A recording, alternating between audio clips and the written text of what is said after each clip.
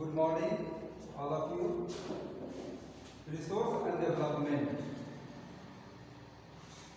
Resource, संसाधन. Resource, all the things which has the capacity to fulfill the human needs is called resource. It means all the things around our surroundings such as land, air, water, trees, animals, all things are considered resource. Development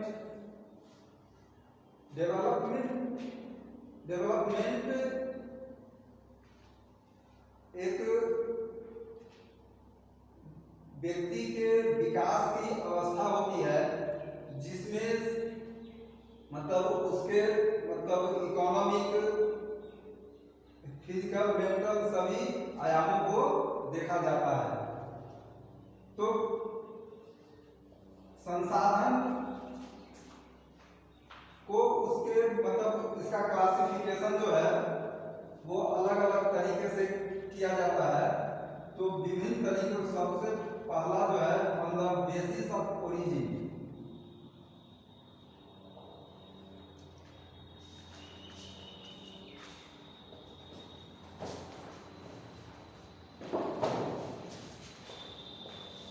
on the basis of origin संसाधन दो प्रकार के होते हैं।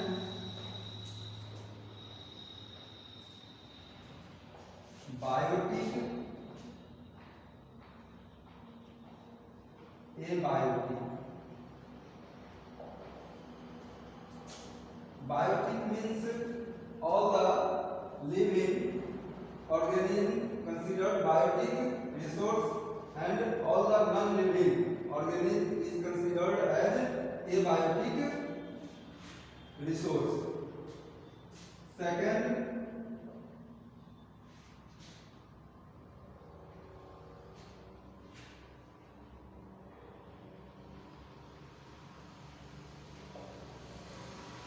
on the basis of exhaustion.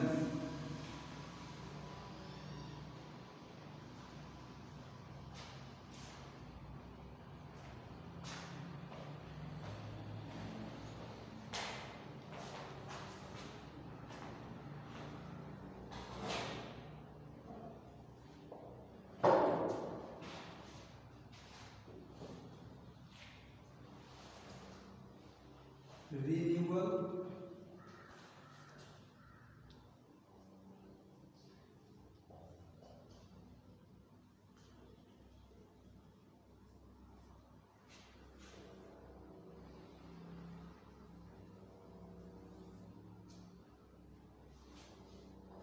एग्जॉस्टेंस यानी संसाधनों के मतलब संसाधन सीमित मात्रा में पाए जाते हैं वो। तो जो रिन्यूअल यानी वैसे संसाधन जो ऑटोमेटिकली रिन्यू होते रहते हैं, जो नवीकरणीय जैसे एयर, वाटर, फॉरेस्ट, ये रिन्यूअल रिसोर्स के अंतर्गत आते हैं। और वैसे संसाधन जो कि जिसके निर्माण में, बनने में लाखों वर्षों का समय लगता है, यानी कि वो तुरंत रिन्यू नहीं हो पाते हैं, तो वैसे संसाधन को नॉन रिन्यूएबल संसाधन के नाम से जानते हैं, जैसे मिनरल्स हो गया, फॉसिल फ्यूल्स हो गया, etcetera.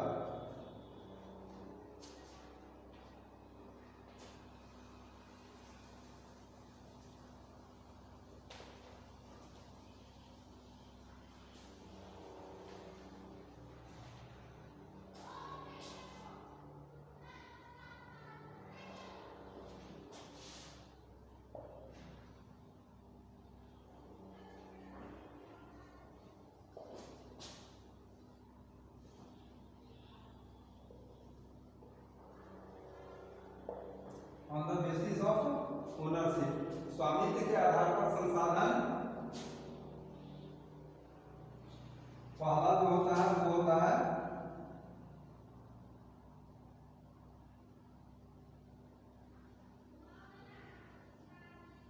Personal resource,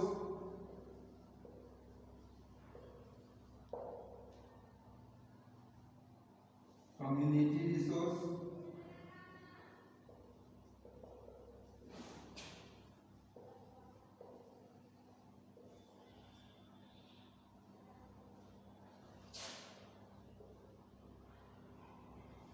national resource,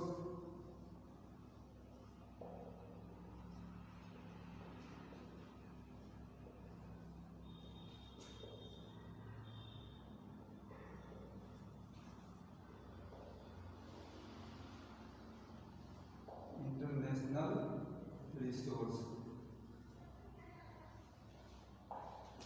personal resource वैसे संसाधन जो निजी स्वामित्व के अधीन होते हैं उसको पर्सनल रिसोर्स कहा जाता है।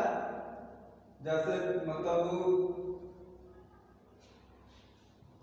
Public property, sorry personal property, land हो गया, बिल्डिंग हो गया, मतलब हाउसेस हो गए, ये पर्सनल रिसोर्स के अंतर्गत आता है। कम्युनिटी रिसोर्स, सामुदायिक संसाधन। कम्युनिटी रिसोर्स वैसे रिसोर्स को कहा जाता है जिस पर मतलब एक खास मतलब उस समुदाय, उस समाज के सभी लोगों का समान रूप से स्वामित्व होता है, उसको कम्युनिटी रिसोर्स के नाम से जानते हैं। जैसे स्कूल, कॉलेजेस, ये किसी व्यक्ति विशेष के अधीन नहीं बल्कि उस पर समान रूप से समाज के सभी लोगों का स्वामित्व होता है। उसके डेवलपमेंट के लिए सभी लोग मिलकर के प्रयास करते हैं, उसके मेंटेनेंस में सभी का योगदान होता है। तो वैसे संसाधन को कम्युनिटी संसाधन, कम्युनिटी रिसोर्स के नाम से जानते हैं। नेशनल रिसोर्स, राष्ट्रीय संसाधन। राष्ट्रीय संसाधन वैसे संसाधन को कहा जाता है जिस पर संपूर्ण राष्ट्र का स्वामित्व होता है। जैसे जितने भी मिनरल रिसोर्स होंगे नेशनल रिसोर्स के अंतर्गत आते हैं। लैंड, फॉरेस्ट, ये सब नेशनल रिसोर्स के अंतर्गत आते हैं। समुद्र, मतलब समुद्री एरिया में लगभग 18.2 किलोमीटर समुद्री एरिया जो होता है वो किसी भी देश के बाउंड्री से लगा हुआ जो समुद्री एरिया होता है उस पर राष्ट्रीय संसाधन के रूप में जाना जाता है। इंटरनेशनल रिसोर्स वैसे संसाधन जो कि अंतर्राष्ट्रीय स्तर पर शांति, सुरक्षा, व्यापार इत्यादि को प्रमोट करने के लिए किया जाता है, उसको इंटरनेशनल रिसोर्स कहते हैं। इसमें इंटरनेशनल ऑर्गेनाइजेशंस वगैरह जो है तो प्रमुख रूप से आते हैं।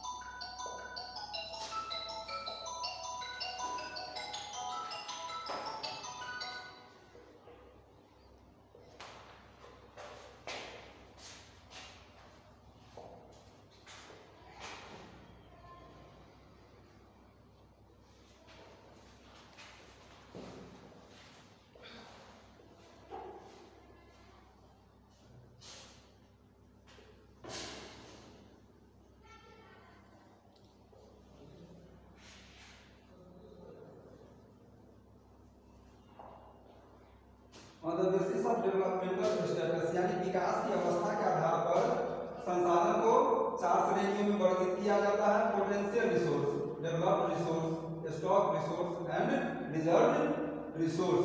पोटेंशियल रिसोर्स यानी संभाव्य संसाधन, यानी हमारे वातावरण में मतलब हमारे चारों ओर जो मतलब संसाधन के रूप में तो है, लेकिन वो अभी तक उनका उपयोग नहीं किया गया है, तो वैसे संसाधन को पोटेंशियल रिसोर्स के नाम से जानते हैं। डेवलप्ड रिसोर्स यानी जिन वैसे संसाधन, वैसे वस्तुएं जिनको हमने संसाधन के रूप में डेवलप कर लिया है, उसको डेवलप्ड रिसोर्स या इसको एक्चुअल रिसोर्स के नाम से भी जाना जाता है। स्टॉक रिसोर्स वैसे रिसोर्स को कहा जाता है, वैसे संसाधन जो कि मतलब इनिशियली वे इन्वेंटेड होते हैं, उनकी मतलब खोज की जा चुकी होती है, लेकिन उसका संसाधन के रूप में उपयोग अभी तक नहीं किया जाता है, तो वैसे संसाधन को स्टॉक रिसोर्स कहा जाता है। और रिजर्व रिसोर्स जो है वो स्टॉक रिसोर्स का एक सबसेट माना जाता है। यह मतलब दोनों में बहुत कम मामूली डिफरेंस है।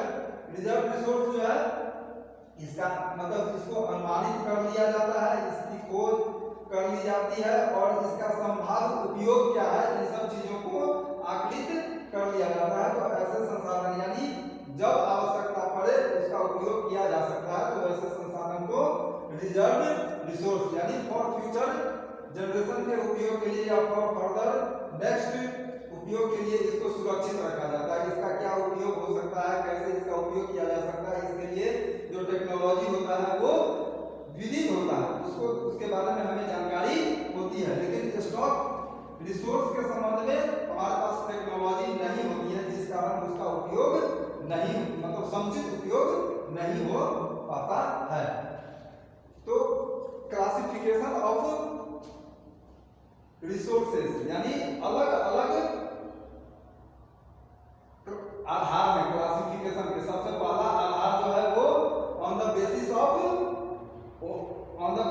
ऑफ ओरिजिन, दूसरा जो है ऑन द बेसिस ऑफ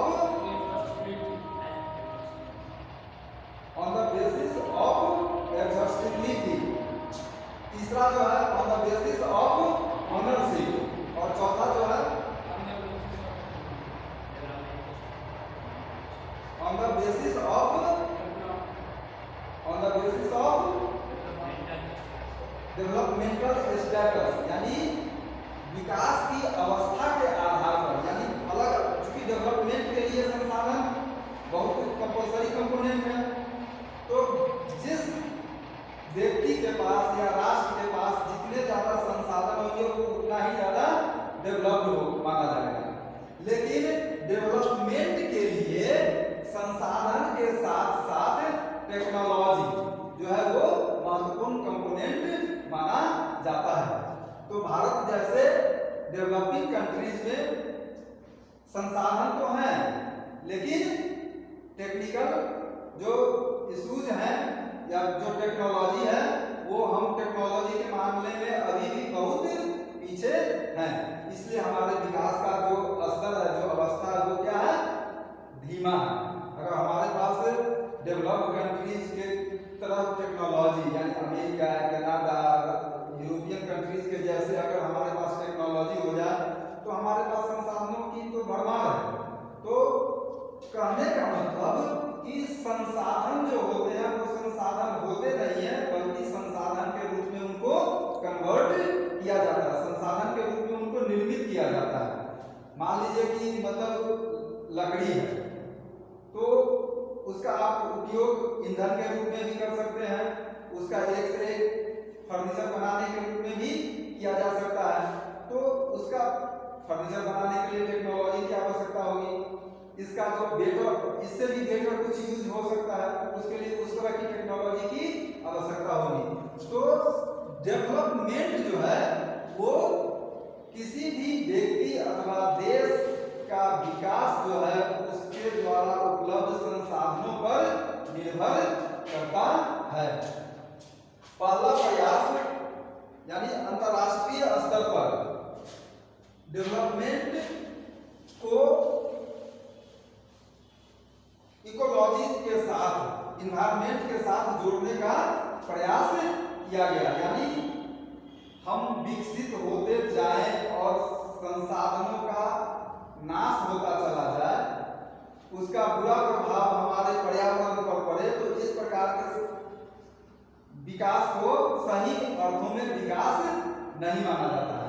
यानी हम तो एक कंसेप्ट आया सस्टेनेबल डेवलपमेंट का। सस्टेनेबल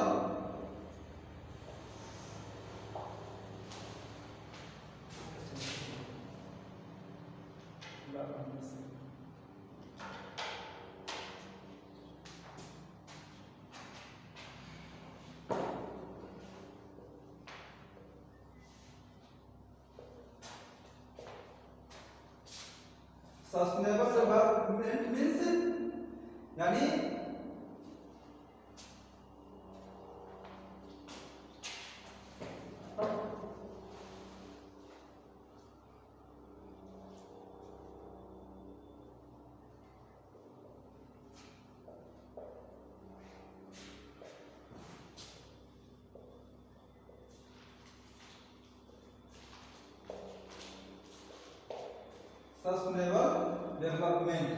सस्टेनेबल डेवलपमेंट सतत विकास।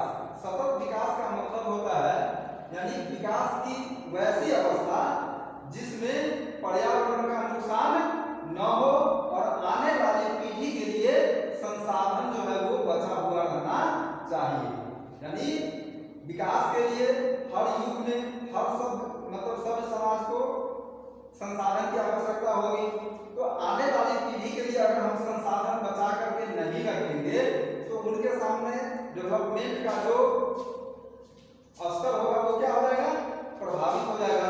तो सस्टेनेबल डेवलपमेंट उस डेवलपमेंट को कहा जाता है जिसमें इन्वायरमेंट को कम से कम क्षति पहुंचाते हुए आगे की जनरेशन के लिए संसाधनों का बचाव सुनिश्चित किया जाता है। तो इस प्रकार के विकास को सस्टेनेबल डेवलपमेंट के नाम से जानते हैं। यह जो कंसेप्ट आया सबसे पहले यानी प्रयास तो बहुत पहले से चल रहा था, लेकिन 1992 में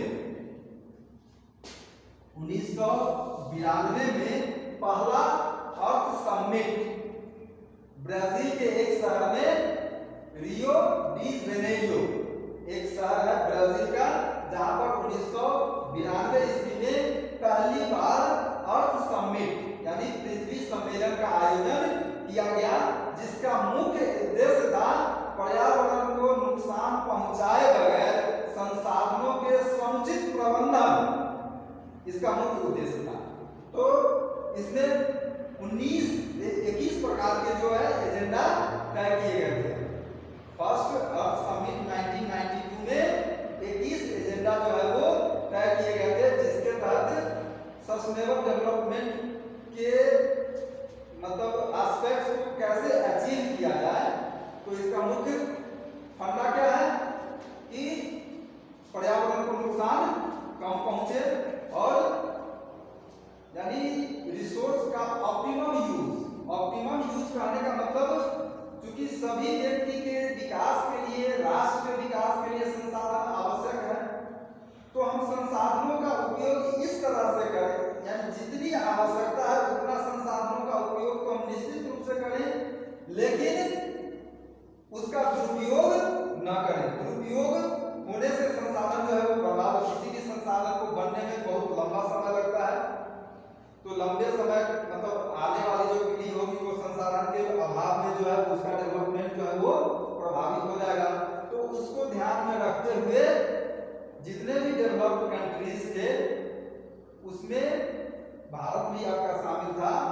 प्रथम पृथ्वी सम्मेलन 1992 में ब्राजील के एक शहर रियो डी जेनेरियो में संपन्न हुआ था, जिसमें 21 एजेंडा पे बातचीत की गई थी। और ये सभी एजेंडा जो है वो मतलब फॉरेस्ट लाइफ, वाइल्ड लाइफ और डेवलपमेंट से जुड़े हुए ये सभी एजेंडा थे।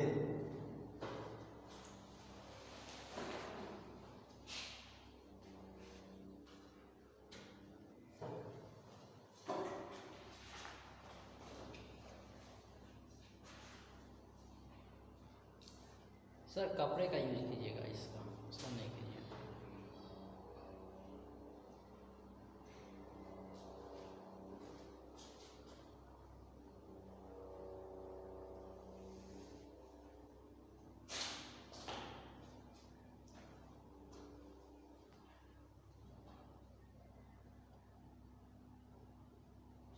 रिसोर्स में, चूंकि किसी भी लाइफ के लिए जो सबसे महत्वपूर्ण, लाइफ के एग्जिस्टेंस के लिए जो सबसे महत्वपूर्ण जो संसाधन है वो क्या होता है?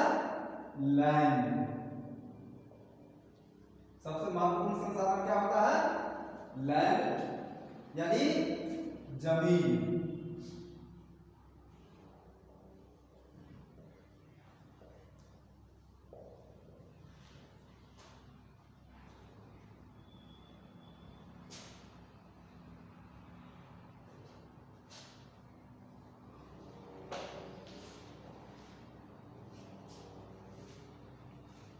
किसी भी मतलब सभी प्रकार के जीवन की उत्पत्ति जो है वो कहां पर होती है? पृथ्वी पर, our planet earth as a unique feature, क्योंकि यहाँ पर जो है लैंड, वाटर, एयर, ये तीनों चीज पाया जाता है और इसी तीनों चीज से लाइफ का विकास होता है। यानी without air, without water, air, land जीवन की कल्पना नहीं की जा सकती है। तो लैंड जो है वो सबसे महत्वपूर्ण संसाधन माना जाता है। अब इसका जो उपयोग है वो अलग अलग उपयोग है। Land utilisation,